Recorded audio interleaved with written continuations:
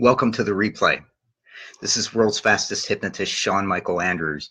And HypnoThoughts Live just posted their pre and post conference offerings. Their convention is going to be the 24th through the 26th of August. And when I saw that they had posted that, I thought now is a good time to talk about hypnosis conventions and how to get the most of your time when you attend a hypnosis convention. If this is your first convention, or if you've never been to a convention before, I want to give you some tips on making the most of it.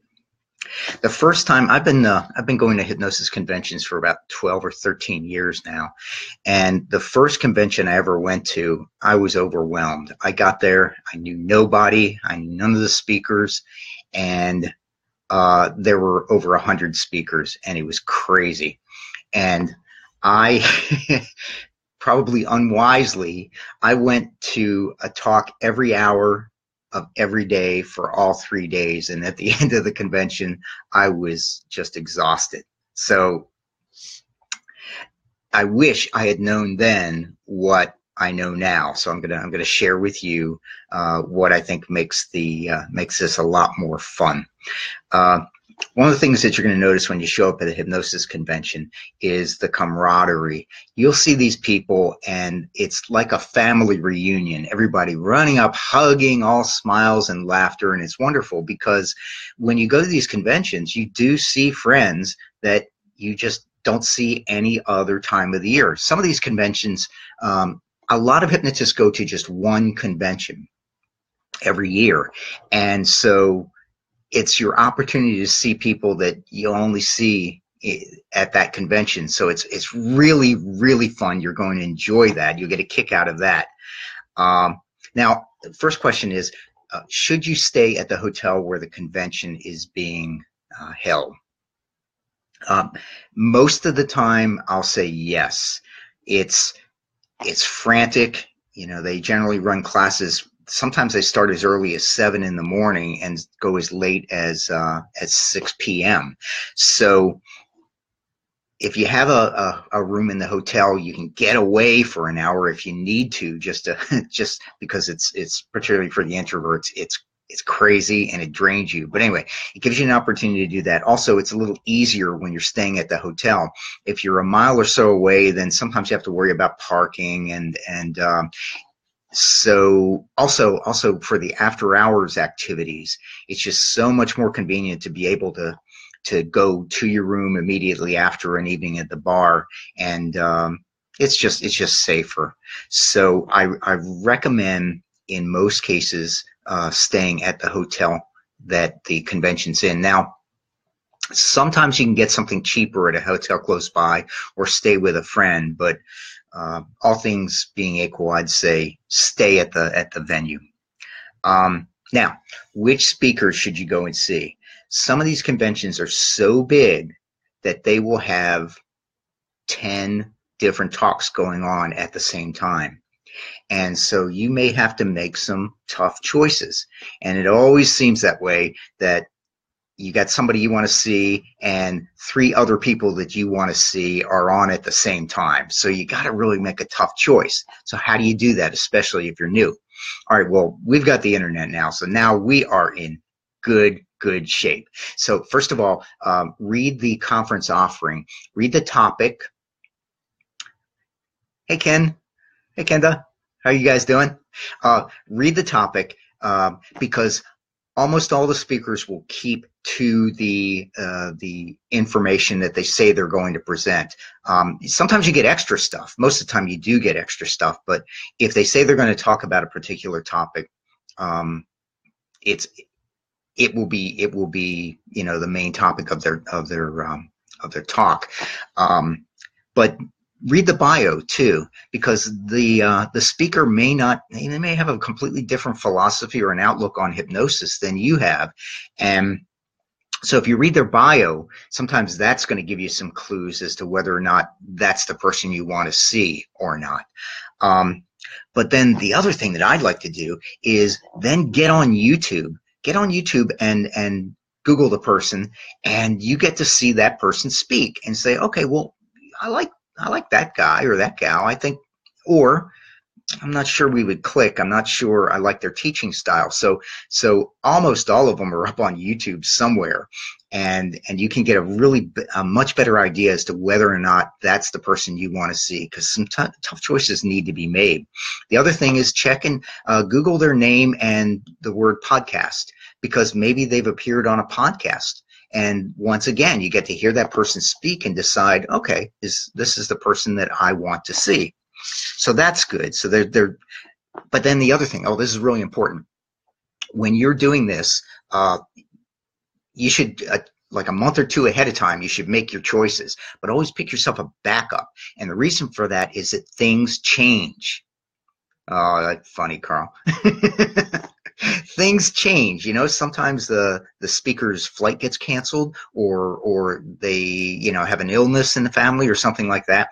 And so if you have somebody you want to see and you don't have a backup, then you're not really sure what to do. The other thing, and this is really important, you see, the rooms that the speakers are in are all different sizes. Some of the rooms are quite small, and some of them are very, very big, because some of the more popular speakers, they try to put them in a bigger room so that, because everybody wants to see them.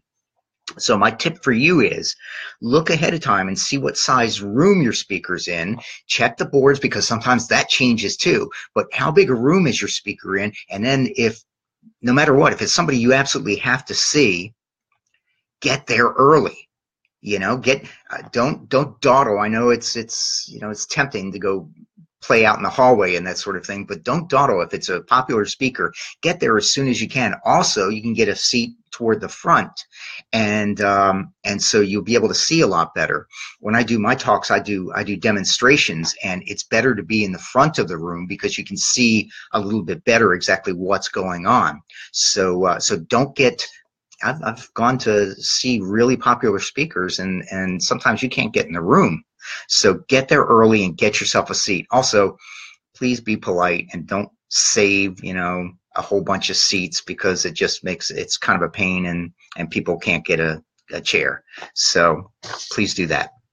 Okay. So, let's see. Oh, if you do miss a talk, most of the conventions record. They record the talks, and so you can buy an individual recording of the speaker, or sometimes you can buy the whole convention. They usually have a good deal on that. So even if you do miss one of the more popular speakers, you can still listen to their talk, after the convention. So that's a good deal. So don't worry if you miss out. Okay, so you show up at the convention, and normally they'll do registration either the evening before or early morning of the day the convention starts. So I urge you, if they do registration in the evening, do it then. You go in, they get they give you your badge that they encourage you to wear when you go to the talks, and do wear it. And so that way you're not stuck in a line while you're waiting for while your favorite speaker is talking in another room. So I urge you to do that. Take care of that right away. Now, after hours, my gosh, share a war story from a conference. Okay, all right. Here's some war stories in here somewhere, I'm sure. Networking at the conference is almost as important as attending the lectures at the conference. Often the networking is done around the bar, but sometimes in the restaurant at breakfast the morning before things get started. And so you can learn so much and make so many good connections in the bar. But when you're in the bar, take it easy, especially if you do Hypnothoughts Live in Vegas, because the bars never close. So, and it'd be terrible. Yeah, singing. Yeah. It would be terrible to miss out on some talks that you really wanted to see just because you were hungover. I've never done anything like that before, but I can imagine it would be bad. So anyway, so the bar is good. One of the things in Vegas that you're going to find is that the place is noisy, and so it's hard to talk. You find yourself shouting when you're in there, and it's hard in Vegas to find a place. Some of the other ones like Mid-America and IMDHA, they're quiet places for you to to talk with your friends, but it's tough to find one in Vegas. The pool out by the pool is pretty quiet, and but then that usually closes about 8 or 9 o'clock. Sometimes somebody will have a big room, and you can just meet with groups up in somebody's room and talk. But do take advantage of the networking. Get to know the speakers. The speakers, they're also friendly, you know. So if you have a question, get that speaker out in the hallway or maybe in the bar or something like that, and ask your question. It's important. I mean, I don't know anybody that's not open and very happy to share if you approach them. I mean, some of us are shy, right? So better if you approach. So let me see. All right, so I think that's about all I wanted to say, other than, as I say, convention is the 24th through the 26th of August. I'm doing a 2-day street hypnosis class before the convention starts. So, you know, if you come and do the pre-conference with me, you'll get a bunch of free products, and also a certificate for demonstrational hypnosis, and you're going to be loaded for bear when the rest of those poor people show up. You know, a lot of people there for you to hypnotize, and so spend a couple of days before the convention and hone your skills so you'll be ready. I guess that's about it, unless, pajamas. Oh, yeah, I don't do the pajama party, but yeah, there is a pajama party in Vegas. It's so anyway, so unless somebody has questions, I'm going to sign off here. But I do urge you to go to these conventions. They're fantastic, and it's really going to add to your hypnosis knowledge.